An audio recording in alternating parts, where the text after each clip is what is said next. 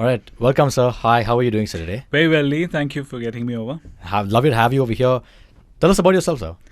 All right, so I'm Col Shakti Rathore. I was born in Rajasthan, joined the armed forces about 28 years back, served for 25 years and then left. Was born into a horse-loving family, so have been associated with horses ever since birth. But started playing polo once I joined the army. And thereafter I played for the AC in the army team. And we've played over 2 decades. So that's pretty much sums it up. So your love for horses started when you were how old? Like what, 3, 4? Well, actually, yeah, it's ever since I can remember, summer holidays were spent in the stables. So we would play around horses, we would feed horses, we would take them for watering, and eventually, if we're lucky, get to ride them. And that's how it all started. So yeah, you can say 3, 4 years old. If my memory serves me right, maybe even before that. Wow, that's a wild journey for you. Yes. Beautiful. Now, not many people have a chance to actually associate with and interact with horses. And what if a person is scared of horses? How do they overcome this fear? All right, it's more mental. And I will not just bracket it at mental, because the mere sight of a 600-pound animal, 4 legs, big, strong, tall. So the moment you put a child on a horseback, he's perched up 6 feet high. He's always scared that the horse is a wild beast, has a mind of its own, could throw him off. But if you look at it this way, that the maximum fall that you're going to have is 5.5, 6 feet down, doesn't matter. You can have a cycle accident, you can have a motorcycle accident, but it just doesn't matter. And the horses have a tendency to sense it. So if you're nervous, if you're scared, the animal is not there to throw you off, but he's just a little more uncomfortable. So you have to understand the horse's psyche. And once you start visiting the stables, you realize that, no, his intention is not to throw you off, but have fun together. Wow. I mean, so I want to talk about breaking up of horses. You've probably broken, tens of thousands of horses in your entire lifetime. Talk to me about the entire process and how exactly does one break a horse?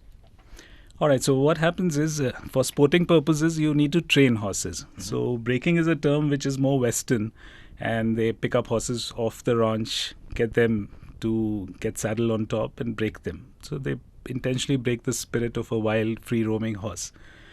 Here in sports, we intend to keep the spirit alive of the animal. So we call it training. It's a more methodical approach to training a horse. So once a horse is fully grown in terms of height and other abilities, say about 2.5 years, 3 years, we start with a process called putting the saddle on top of the horse. So we put a saddle blanket, and there's something called lunging, which is like a trot. It goes around in circle, and then eventually put a saddle on top. Later, at some stage, you get onto the saddle. So that's where the tricky part begins, because he's not used to it. Imagine a child growing up, for 10, 12 years, nobody's ever sat on him, and suddenly you put some weight on him. He won't like it. He'd like to throw it off. So similarly, young horses also don't want somebody else to come sit on them. So they try that. But it's a process which they eventually get to enjoy, because in sports, either they're jumping, they're doing dressage, eventing, or playing polo. They gradually become part of the team. The rider and the horse, they're one team, where the athlete is the horse.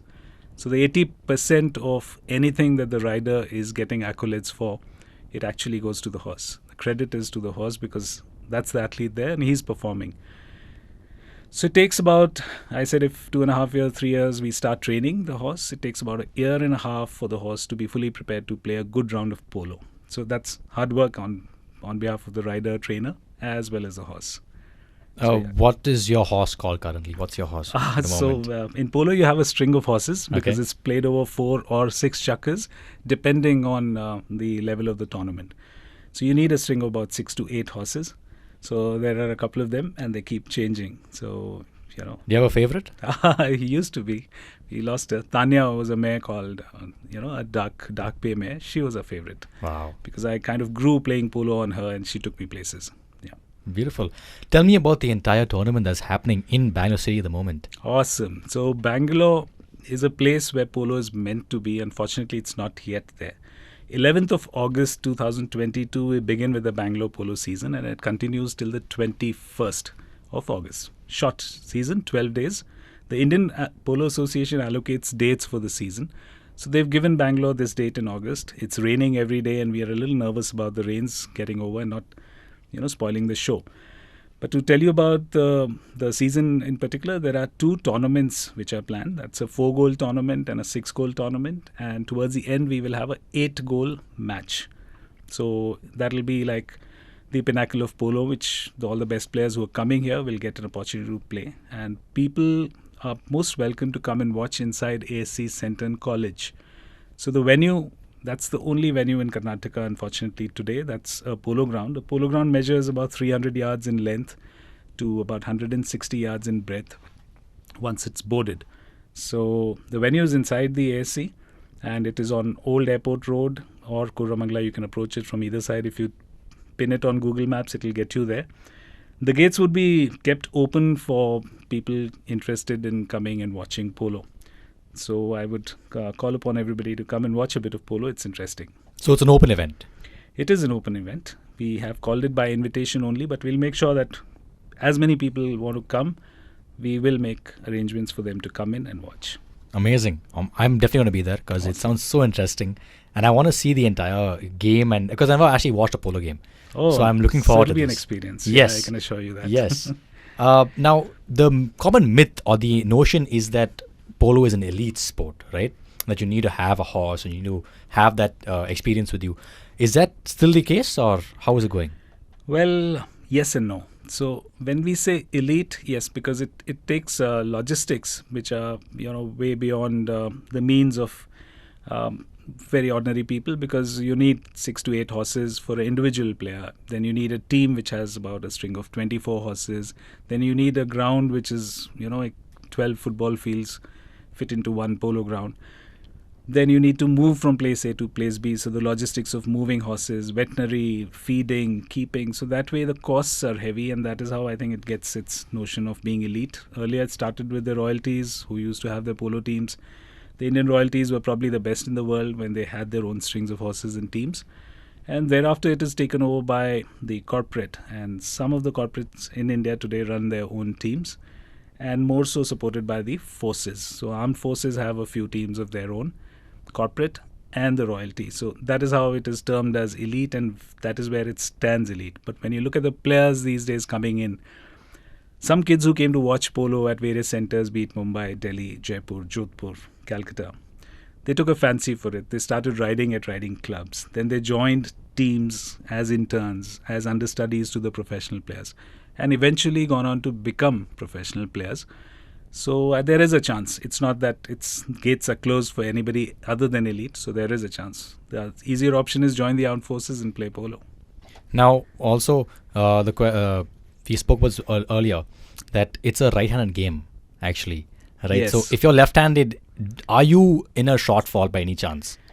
Well, it is a kind of a handicap, because that's the only sport. Polo is the only sport in the world which is meant for right-handed players. But I have seen a couple of left-handed people taking up the sport and playing pretty well. So you can, but that's a handicap in the sense, if you've done all your life everything with your left hand, suddenly to mount on a horse, hold your reins with your left hand, which you're good at, but hold the mallet, which will do most of the talking, with your right hand, which is not your main arm, is a little complex. But not to say that you cannot. Yes, you have to practice a little harder, but you can. It's possible, of course. It's possible. Yes. Definitely. So again, last time, tell us when it's happening and where it's happening and who is this for? Okay, so it starts on the 11th of August with a 4-goal tournament called the Wadiyar Cup. The cup has been instituted this year only by Her Highness Rajmata Srimati Pramoda Devi Ji of Mysore. She's instituted it in the memory of the ex-Maharaja, her husband. And it will be a rolling trophy. A beautiful trophy has been presented. So from the 11th to the 14th is the Wadiyar Cup. So the Wadiyar Cup finals will be played at 3 p.m. at the ASC Polo Grounds on Sunday, the 14th. The second tournament starts on the 15th, which runs up to the 19th of August. That is the 6-goal Gyan Jyoti Cup. Now, Gyan Jyoti is the emblem of the ASC Center and College. That's called the Torch of Learning. That is how it gets its name. So that's the tournament, a 6-goal tournament, which has the finals on the Friday. And the last finals will be played, called the Purvankara Cup. That will be on the 21st and it is going to be a sight to behold. I'll call one and all to come and watch. It's going to be something that you don't want to miss, because it's not coming back anytime soon. It'll take another year for the polo season to come back to Bangalore. And I'm pretty sure you're going to clinch the trophy again. Let's see. All Yeah. the teams, it's a game. Nobody can promise you anything. It's a game and it's a fair one. So let the best team win. All right. Thank you so much, sir, and have a lovely day. Thanks so much, Lee. Such a pleasure talking to you, and thank you for having me over.